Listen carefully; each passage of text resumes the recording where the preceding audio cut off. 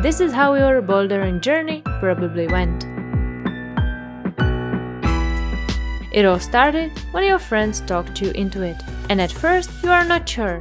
Why would anyone want to climb fake rock indoors? You agree to try it one time, so they hopefully leave you alone. You're a pretty sporty person, so you think to yourself that it won't be that much of a problem. Turns out it's harder than you thought. Your forearms and other muscle groups you rarely use hurt a lot, and your fingertips hurt even more. You can't even wash your hair without feeling pain. You try bouldering few more times, and it feels okay. And then, when you climb something harder than 5A or 5B or whatever grade you started with, you feel a strangely addictive satisfaction when you reach the top, especially if you spend hours working on your project. So you continue climbing even though there are easier ways to get high.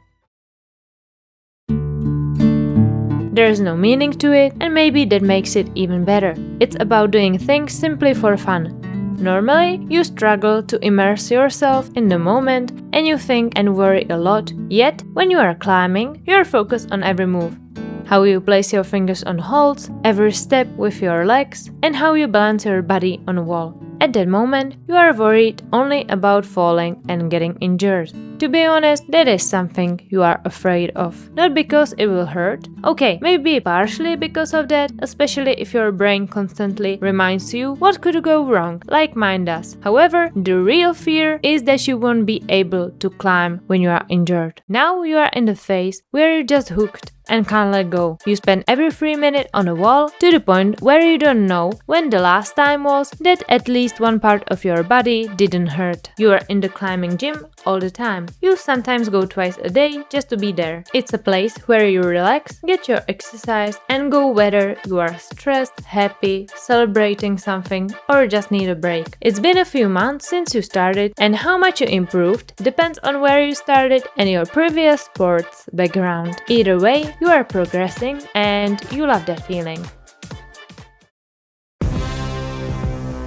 You start trying higher grades and you discover which style of routes suits you and your current skills. You feel more confident on your favorite kind of boulders and you slowly notice that you are avoiding routes where you don't feel confident enough or where you are afraid you will fall. You probably discover an app if your gym uses one, and now you are obsessively checking what grade you are. You might not say it out loud, but you are looking for soft boulders of higher grades so you can progress, at least on paper.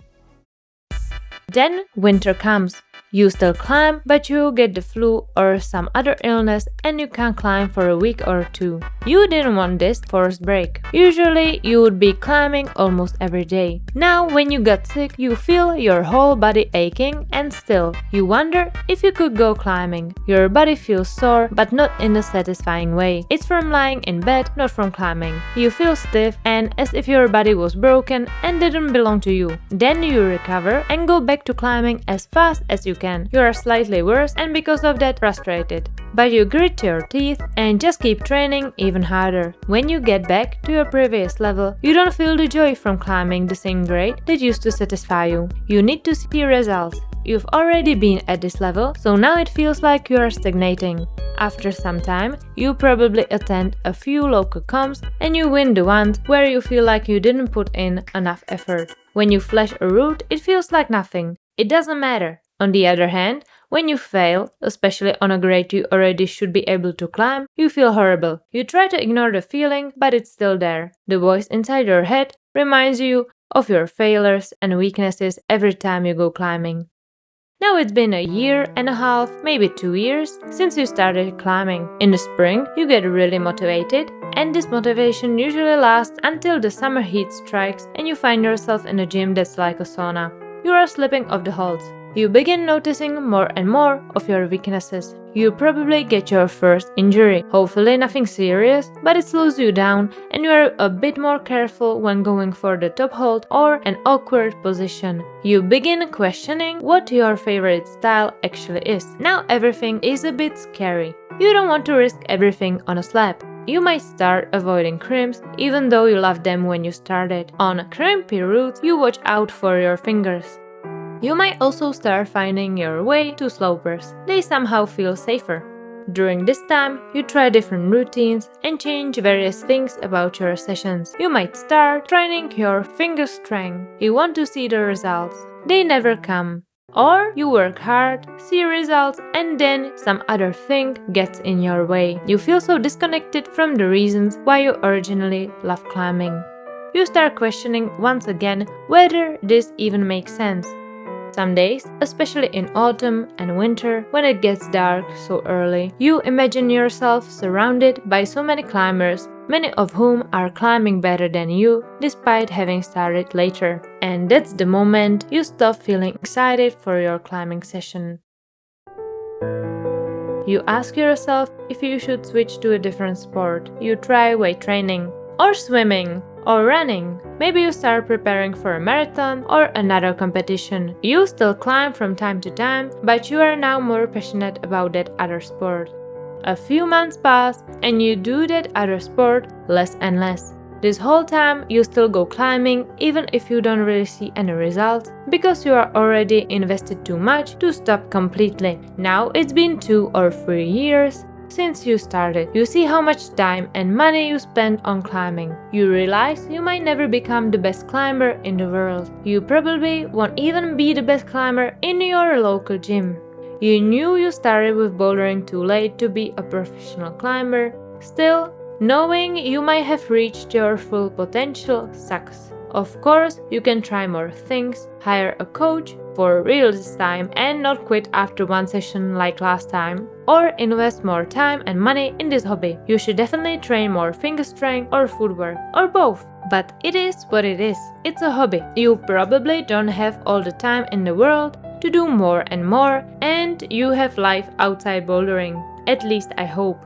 So you accept the fact that it's your hobby and you are not competing, and you continue. You want to find more ways how to connect your life with climbing. You've met many amazing people there. You want to turn it into something more. You might start posting your videos online and sharing them with others. Once or twice throughout all this, you go bouldering outside or go top roping. You suck at it. It's very different from what you are used to. However, you enjoy it anyway and you always feel great, telling yourself you need to do it more. You arrange another trip with friends and you all promise you'll do it more often. But then you never do. It's too much work and too much planning ahead. First, finding a place to climb. If it's outside, renting a crash pad, preparing everything, driving there, and getting to the place where the boulder should be. Sometimes even spend a lot of time searching for it. It's just too much planning and you prefer the simplicity of going to the gym, no matter the weather or whether other people are there. You don't need anyone to belay you. There's something freeing about it. During this process, you make peace with your weak spots. Although it's a hard work, you speak with other climbers, look at climbing from their perspective and learn not just how to improve your climbing skills and progress, but also how to be kinder to yourself and your body. You are still finding the balance. Some days you succeed, on others you see room for improvement, and you are ready to keep finding a healthy relationship with this hobby so that it remains part of your life without becoming the only important thing in it. During your climbing journey, you go through many phases. There are times when you feel like you are on top of the world and everything is going great. Then there are times when you feel like nothing, even after climbing something you should be proud of. And finally, there are times when nothing goes the way you want and you feel like you should be okay with it, yet you still can't shake the feeling of disappointment. It's not something you are prepared for. No matter how you feel about it, it probably will be a part of your climbing journey. As you get older, you realize how much you took everything for granted, the ability to move your body without pain and doing the things you love. I just wrote this at a climbing gym at 9 p.m. on Wednesday. I get this sudden inspiration, so I sat down and started writing down my thoughts for about 40 minutes. Then I went home and recorded this voiceover. As you probably guessed, this is what my bouldering journey looked like so far, and it's still evolving. I'm still learning, still making mistakes, and hopefully still improving. Let me know in the comments if at least some of this felt familiar, or maybe not, and I'm the exception, and most people have a completely different climbing journey. If that's your case, I would genuinely love to hear your story. Feel free to share it in the comments. Thank you so much for watching. If you enjoyed this video, I would really appreciate if you left a like. If you'd like to see more climbing related videos, feel free to subscribe to my channel. Hopefully, I'll see you in the next video. Until then, happy climbing!